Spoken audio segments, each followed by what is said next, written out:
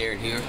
Gonna give you an update on the carburetor that we cleaned yesterday. And bear in mind, I do not have a tripod mount for this carburetor, so what I do show you is going to have to be kind of assembled. That is the float and the needle valve with a little hinge pin already in place.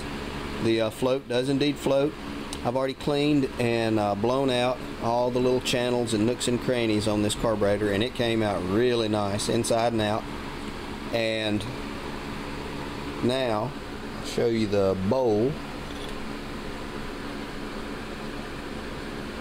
Still a little bit of rust and scale inside the bottom, and I've scratched and picked out a lot of it.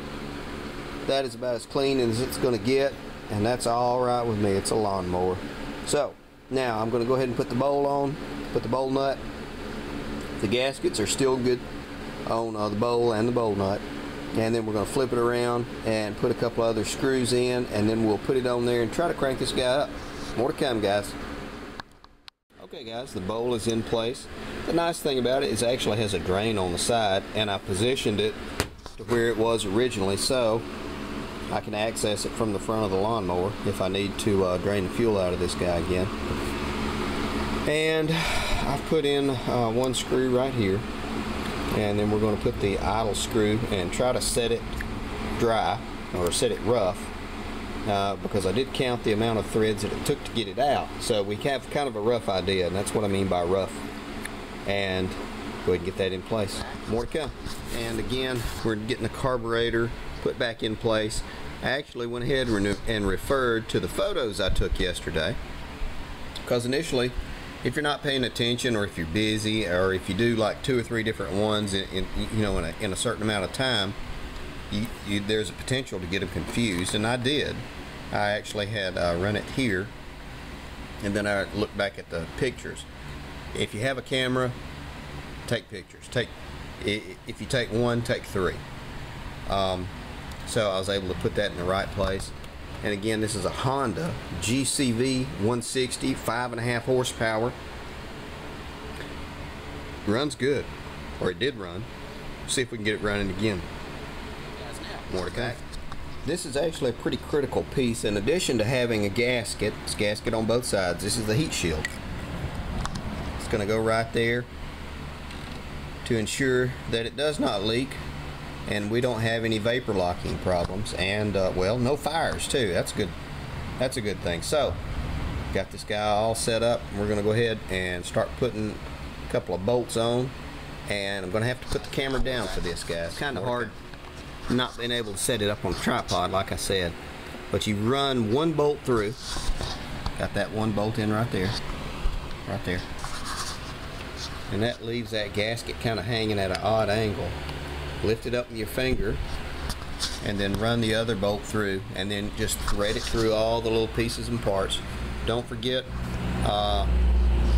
the vent hose right there. The crankcase vent, and we back us out a little bit. That one right there. So now, gonna get this all put together. More to come. Okay guys, now we're back. Got this piece put back on. Got the air cleaner base back on. All the linkages hooked up correctly. Now we're gonna cut the fuel on and see if it still spills out. That's what it was doing initially. And we will see if it does still spill out. We'll know that it's time to do an honest to goodness rebuild on that carburetor rather than just go through it and clean it out completely. So heck, let's cut it on. And it leaks like a freaking sieve. There you go. We're back. More to come, guys. You know, I don't even think I'm going to delete that blooper. It leaked because I forgot to put the fuel line on. Having said that, there we go. We'll give it a count of 3. 1, 2, 3. It should be leaking. It's not. We're going to take this guy outside and crank it up.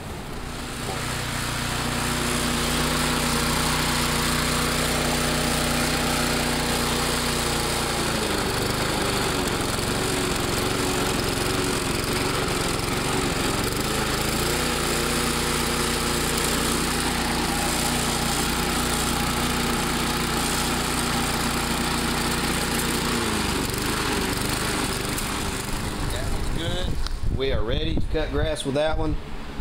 Gonna clean it up. Tomorrow we will try that pump on the pressure washer. And I've got some other plans in the works. I'll pull that transmission out. Gonna put the other transmission back in, transaxle, whatever you want to call it. Pulling 820 out, and these 29-inch tires, gonna put the 23-inch tires back on. Having too many problems. I got to figure out what's going on with it. We're going to tear that 820 completely apart again.